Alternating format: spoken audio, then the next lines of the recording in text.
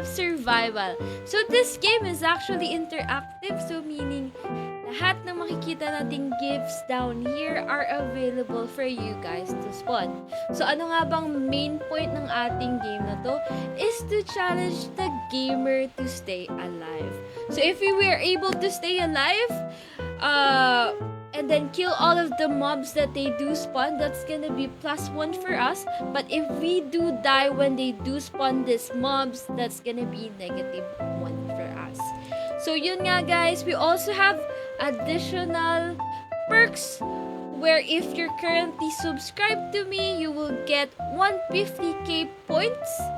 Saan nga ba natin magagamit yung 150k points? You could actually use that to use commands specifically only for subscribers. So when you're on my live, just comment down on the comment section, sub commands, and you will see the details of what are the things you can actually spawn using those points. And also, you will have a random boss mob spawn, and you will also give me a -50, unfortunately.